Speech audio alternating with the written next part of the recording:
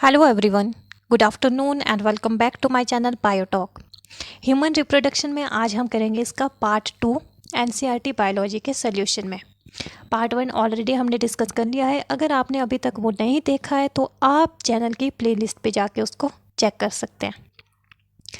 आज की वीडियो का हमारा फर्स्ट क्वेश्चन है, what is spermatogenesis? Briefly describe the process of spermatogenesis. तो स्पर्मेटोजेनेसिस क्या होता है? एक प्रोसेस होता है जिसमें स्पर्म की प्रोडक्शन या फॉर्मेशन होती है। अब ये प्रोसेस होता कहाँ पे है? ये टेस्टिस के सेमिनिफेरस ट्यूब्यूल में होता है। इसको हम एक फ्लो चार्ट की हेल्प से देखते हैं, क्योंकि इतना सारा पढ़ने के बजाय अगर हम एक सिंपल से फ्लो चार्ट देखेंगे तो हमें ईजी हो जाता है इसको समझने में। तो ये आ जाता है स्पर्मेटोजेनेसिस का फ्लो चार्ट। सबसे पहले जो टेस्टिस में सेल्स प्रेजेंट होते हैं उनको बोलते हैं स्पर्मेटोगोनियम। ये माइटोटिकली डिवाइड करते रहते हैं और अपना साइज इंक्रीज करते रहते हैं। तो ये जो स्ट्रक्चर आ जाता है ये आ जाता है हमारे पास प्राइमरी स्पर्मेटोसाइट। इसी से फिर क्या होगा? स्पर्म की फॉर्मेशन होगी। अब वो कैसे होगी? जो प्राइमरी स्पर्मेटोसाइट है उसमें फर्स्ट मियोटिक डिवीजन होता है और ये 2 इक्वल हैप्लॉइड सेकेंडरी स्पर्मेटोसाइट में कन्वर्ट हो जाता है। अब इन्हीं सेकेंडरी स्पर्मेटोसाइट में सेकेंड मियोटिक डिवीजन होता है जिससे ये स्पर्मेटेड्स बनाता है। अब जैसे ही स्पर्मेटेड्स बन जाते हैं तो इनमें डिफ्रेंशिएशन होनी स्टार्ट हो जाती है। ये एक पर्टिकुलर फंक्शन अटेन करते हैं, स्ट्रक्चर अटेन करते हैं, जिसको हम बोलते हैं स्पर्म, स्पर्मेटोजोआ और मेल गैमिट। तो ये सारा प्रोसेस आ जाता है हमारा क्या? स्पर्म फॉर्मेशन का प्रोसेस, जिसको बोलते हैं स्पर्मेटोजेनेसिस। नेक्स्ट क्वेश्चन है, name the hormones involve in regulation of spermatogenesis. Spermatogenesis में कौन कौन से हार्मोन इसको रेगुलेट करते हैं या इन्वॉल्व होते हैं?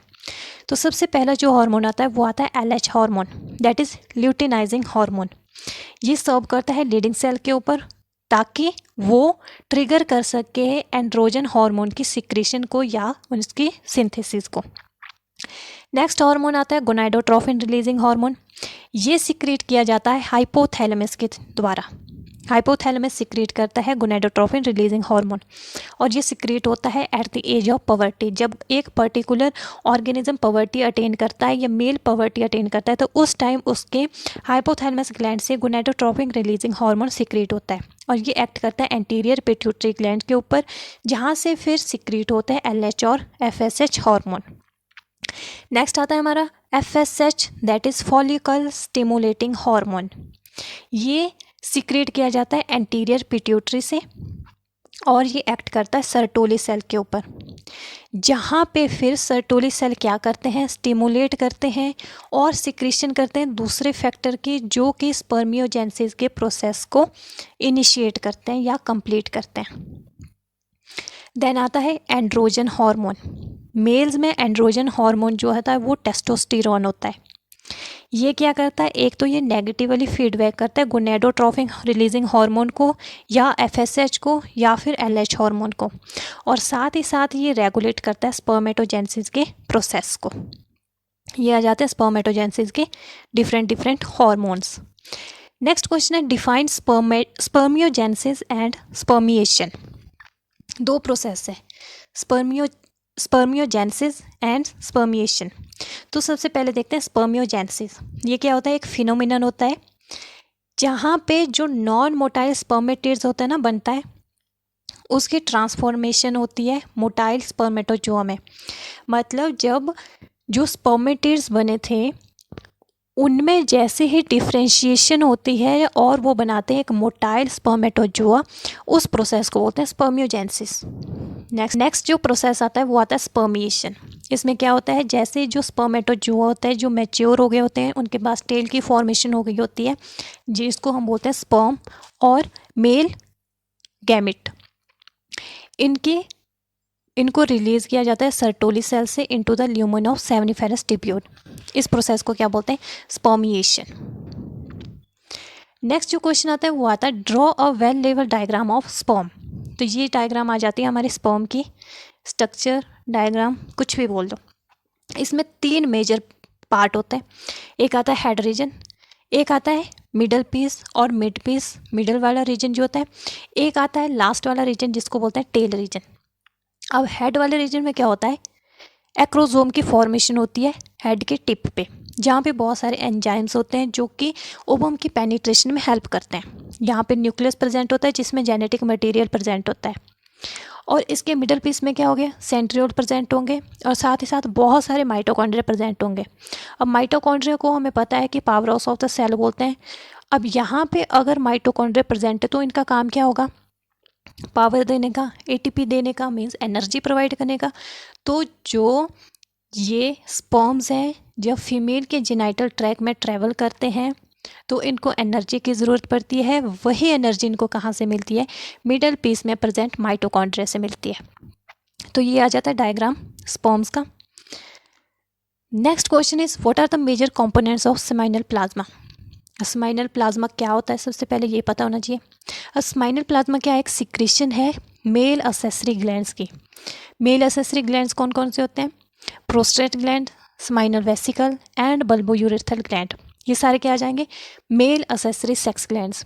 इनकी सिक्रीशन को क्या बोलेंगे, सेमाइनल प्लाज्मा बोलेंगे, जिसमें क्या होता है, कैल्शियम हो गया, फ्रक्टोज हो गया और अदर दूसरे बहुत सारे एंजाइम्स हो गए जो कि हेल्प करते हैं या न्यूट्रिएंट्स प्रोवाइड करते हैं स्पर्म को, और साथ ही साथ ल्यूब्रिकेट करते हैं पेनिस को। नेक्स्ट क्वेश्चन है what are the major function of male accessory ducts and glands.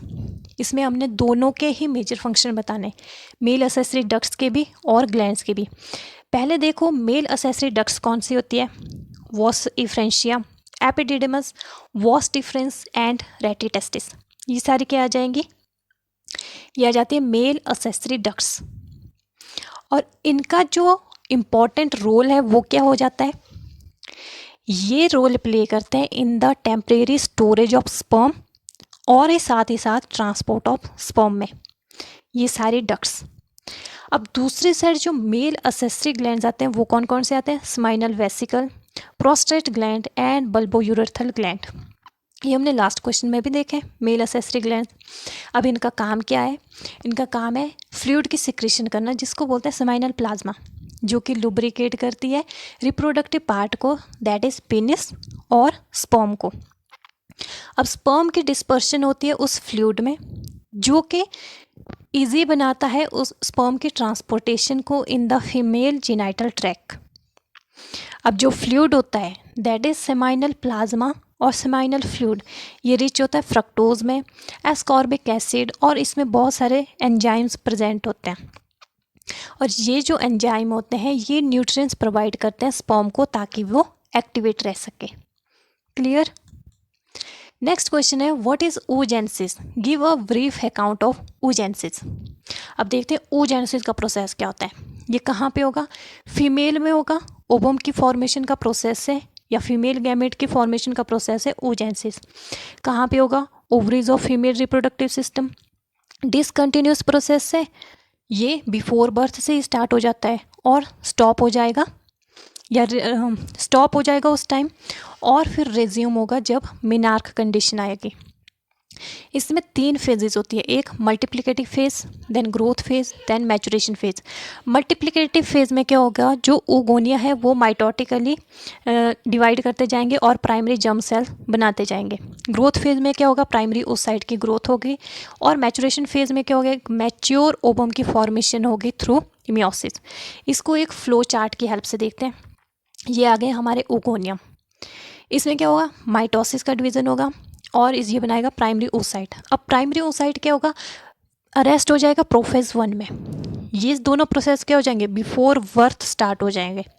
फिर आफ्टर बर्थ क्या होगा या आफ्टर पवर्टी क्या होगा, जो प्राइमरी ओसाइट अरेस्ट होते हैं प्रोफेज 1 में उसमें मियोसिस कंटिन्यू हो जाएगा और ये बनाएंगे सेकेंडरी ओसाइट। जैसे ये सेकेंडरी ओसाइट बनाएंगे तो ये एक पोलर बॉडी रिलीज करेंगे और ये अरेस्ट हो जाएंगे मेटाफेज 2 में।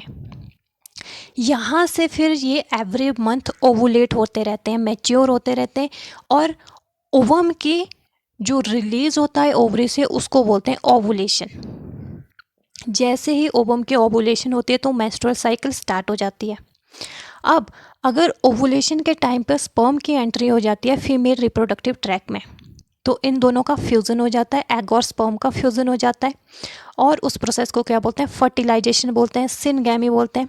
और उससे जो नया स्ट्रक्चर बनता है वो बनता है फर्टिलाइज्ड एग, जिसको क्या बोलते हैं, जाइगोट। और साथ ही एक पोलर बॉडी रिलीज होती है। यह आ जाता है हमारा oogenesis का प्रोसेस। नेक्स्ट क्वेश्चन है, draw a level diagram of A section through ovary. Ovary का एक सेक्शन का जो है डायग्राम बनाना है, जो इस तरह से दिखाई देता है। इसमें क्या दिखाई देगा हमें, ब्लड वेसल्स होंगे, प्राइमरी oocytes होंगे, सेकेंडरी oocytes भी होंगे, टर्शरी फॉलिकल होगा जो शो करेगा एंट्रम को, जो इसके सेंटर में कैविटी प्रेजेंट होती है, वाटर कैविटी, उसको बोलते हैं एंट्रम। और इसमें ग्राफियन फॉलिकल भी प्रेजेंट होंगे। ओवम की रिलीज, ओवम रिलीज होता हुआ यहाँ पे दिखाई देगा। और ओवम के रिलीज के बाद जो स्पेस बच जाता है, या जो एम्प्टी स्पेस बच जाता है, एम्प्टी ग्राफियन फॉलिकल बच जाता है, उसको बोलते हैं कॉर्पस ल्यूटियम। ये आ जाते हैं ओवरी में स्ट्रक्चर, अगर हम एक सेक्शन के थ्रू इसको देखते हैं। नेक्स्ट जो क्वेश्चन आता है वो आता है, ड्रॉ और label diagram of a Graafian follicle. ये स्ट्रक्चर हमारे आ जाता है एक मैच्योर ग्राफियन फॉलिकल का। इसमें हमें सबसे पहले क्या दिखता है, न्यूक्लियस दिखाई देता है। न्यूक्लियस के बाहर जो लेयर्स होती है उसको बोलते हैं कोरोना रेडिएटा। और उसके साथ में क्या होता है, कॉलमनस ओफोरस प्रेजेंट होता है। सेंटर की जो कैविटी होती है उसको बोलते हैं एंट्रम। और उसके बाहर जो ग्रैनुलर लेयर होती है उनको बोलते हैं ग्रैनुलोसा सेल। सबसे बाहर वाली लेयर को बोलते हैं बेसल लेमिला। यह आ जाते हैं हमारे ग्राफियन फॉलिकल का एक डायग्राम। नेक्स्ट क्वेश्चन आता है, name the function of the following. Corpus luteum, endometrium, acrosome, sperm, tails and fimbriae, इन सभी के हमने फंक्शन बताने। तो सबसे पहले आता है कॉर्पस ल्यूटियम। ये क्या होता है, ये बनता है रप्चर ग्राफियन फॉलिकल से, और ये सिक्रेट करता है progesterone hormone during luteal phase of menstrual cycle. ये ज़रूरी क्यों होता है, एंडोमेट्रियम लाइनिंग की मेंटेनेंस के लिए ये ज़रूरी होता है। देन आता है एंडोमेट्रियम। अब एंडोमेट्रियम क्या है, ये यूट्रस की एक लाइनिंग होती है जो नेसेसरी होती है for the implantation of fertilized ovum, और जो दूसरे प्रेगनेंसी के इवेंट्स होते हैं उनको सक्सेसफुली कंप्लीट करने के लिए एंडोमेट्रियम ज़रूरी होती है। नेक्स्ट आता है एक्रोसोम। एक्रोसोम क्या है, ये एंजाइम से फिल्ड होता है, स्पर्म के हेड वाला रीजन में प्रेजेंट होता है ये, और ये हेल्प किस में करता है, ओवम की पेनिट्रेशन में हेल्प करता है जब फर्टिलाइजेशन होनी होती है। देन आता है स्पर्म टेल। स्पर्म टेल क्या करता है, स्पर्म को मोबिलिटी प्रोवाइड करता है, जो कि इसेंशियल होती है फर्टिलाइजेशन के लिए। क्योंकि अगर उसमें मोबिलिटी ही नहीं होगी, वो मोटाइल ही नहीं होगा, तो वो फीमेल जेनाइटल ट्रैक में सर्वाइव कैसे कर पाएगा या मूव कैसे कर पाएगा। तो वो मोबिलिटी प्रोवाइड करता है स्पर्म टेल। देन आते फिमरी।